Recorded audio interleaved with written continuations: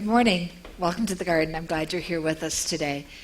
It seems to be a lifelong, difficult task for us to try to figure out who we really are at the core of our being and actually be that person.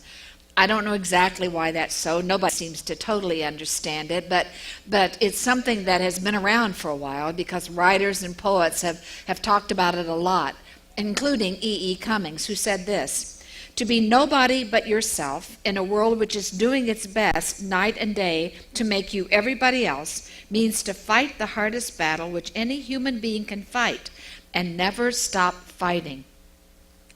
He wrote those words back in 1955, and obviously that is still going on today.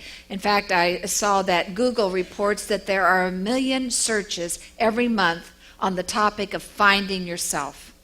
Now, just think about it. If somebody says, "Who are you?" how do we usually respond to that? We'll use our job or our function or our role that we play, saying, I'm a wife, I'm a mother, I'm a teacher, whatever it might be. We take labels and categories to kind of clump ourselves in. And often those are things that we get at birth or by circumstance or by education. But they don't really tell anybody anything. They don't really tell who we really are. And sometimes we would answer that question just on a superficial kind of level. We let other people define us, and we want to be like this person. We want to act like that person or look like that person. And there's a real danger in that. In fact, John Mason said it this way: "You were born an original. Don't die a copy." Part of the reason I think that sometimes we are not ourselves and don't really know who we are is that we try to live up to somebody else's expectations of us. There are all those pressures that come in on us from parents or teachers or coaches or whomever that says that this is what we're supposed to be, this is what we're supposed to do, this is what we're supposed to look like. And we lose ourselves in the midst of trying to live up to somebody else's expectations of what we're supposed to be. Now, of course, there are people we admire and we'd like to emulate. They have maybe traits that we would like to integrate into our own being and things that we would like to be better at. And we can use those as an example. But we're not to mimic those people or try to be exactly like those people. Robert Brault said, "Life is hard enough without adding impersonation to the skills required." I wonder if sometimes we don't really try to figure out who we are because we're afraid. We're afraid that we're not good enough. We're afraid we won't measure up. We're afraid that we aren't smart enough. We aren't attractive enough. And sometimes that shows itself in some of our actions or our behavior. Maybe we beat ourselves up when we make a mistake, or we apologize for an opinion we hold or a thought that we've shared with someone. Maybe we find ourselves feeling guilty or selfish if we think about our own needs. And all those are signs that we don't think we're really lovable or we're really acceptable, that we don't really belong, and we aren't beautiful, we aren't wonderful people. Sometimes those behaviors that show themselves are what I'd say are less than desirable. Maybe we are always trying to conform. We've talked about trying to be like everybody else. Or maybe we want to be better than somebody else, and so we criticize other people and try to put them down or brag or exaggerate about ourselves. Maybe we're people who are whiners, and we think if we whine or cry around about what's wrong, we'll get somebody's attention. Maybe we're people who have an anger issue and we erupt in anger that in its own way intimidates people and gets attention and gets us noticed in one way or another. You see, those are all masks that we wear to cover up who we really are, to protect ourselves. Well, I wonder if the Bible passage we have this morning might turn us in a little different direction. This is out of Luke's Gospel. The writer of Luke says that it's attributed to Jesus. Our version that we're using is from the Message. Now, the version that probably some of you have heard before, a more standard version, would talk about the sparrow and how precious the sparrow is to God, therefore we are precious too. This particular version uses canaries, but you can interchange it in your mind. Let's look at it. What's the price of 2 or 3 pet canaries? Some loose change, right?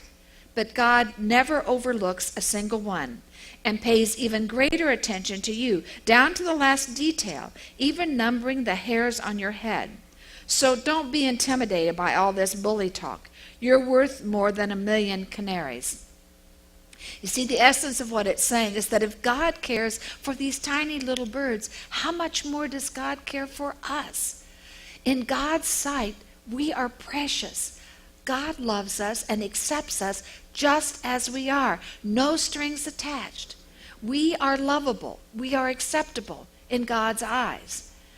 Now, if we can ever really let that be a part of our being, then we can begin to recognize our own uniqueness.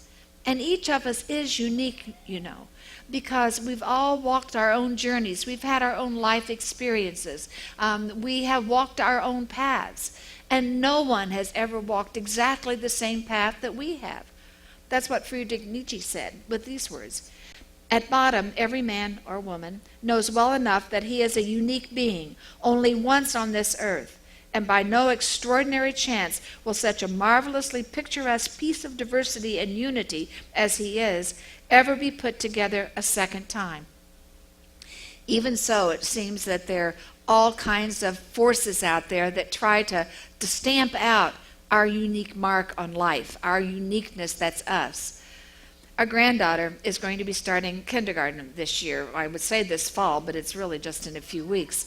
And I'm really kind of sad about that, because I realize that at least part of what happens when kids get in school is that they are molded in a way that sometimes their gifts and their abilities and their creativity are overlooked. And that saddens me a little bit, because I so admire her energy, her curiosity, and those things, and I would hate to see that dampened. And yet, I know that's what our educational system, it does not what it intends to do, but yet sometimes that's how it turns out to be. So in the midst of all these forces and pressures of society that try to make us into something we're not, how do we figure out who we really are and then have the courage to be that person, to be ourselves? Well, I certainly don't have all the answers, but I have some suggestions. Maybe one of the places we start is by making a list and thinking about ourselves and only ourselves, nobody else, and writing down the things we like about ourselves. How would we describe ourselves? Who are we at the very core of our being? What are the things that we're good at? What are the things we like? What are the things that we appreciate most about ourselves? And it's important to do that and to really try to figure out what there is there of us that's really us and just us. And in that process, we also have to think about what we value in life and think about those values that we hold dearly and check it out to see if we're living aligned and true to those particular values. Now, one of the cautions when we're doing that kind of thing is that we not compare ourselves to somebody else and say, well, that person's better than I am, and so I can't write that down. No, that's not it. If that's something we like about ourselves, we do, then put it there. It's not by comparison, and we're not supposed to criticize ourselves, saying I'm not good enough at that. So it's really a matter of setting comparison and criticism aside and just looking at ourselves as honestly and with as much awareness, self-awareness, as we possibly can. Now, part of what we'll need to do in that process is begin to recognize the mask we wear and the games we play, because we all do that in one way or another. And be prepared to drop them, to let go of those kinds of things. Let me share a little bit of a story with you that I read about in thinking about this for today. It was a story from a counselor about one of his clients. And this was a sort of Mr. Nice Guy kind of person.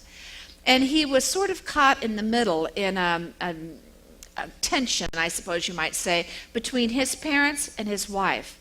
His parents were always complaining that they were being shortchanged, and his wife was always complaining that nobody really honored and respected her viewpoint.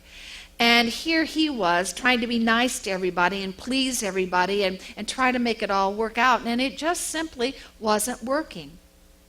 And he realized it wasn't working. That's when he came to understand that he couldn't always be Mr. Nice Guy and have everybody like him. And he had to be open and honest about what was going on. And so he was that way with all the parties concerned.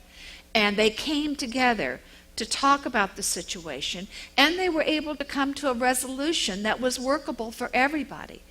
But the only way that could have happened was by his realizing the mask he was wearing, the game he was playing, and being willing to let it go and to be honest and open in that situation. He had to do that.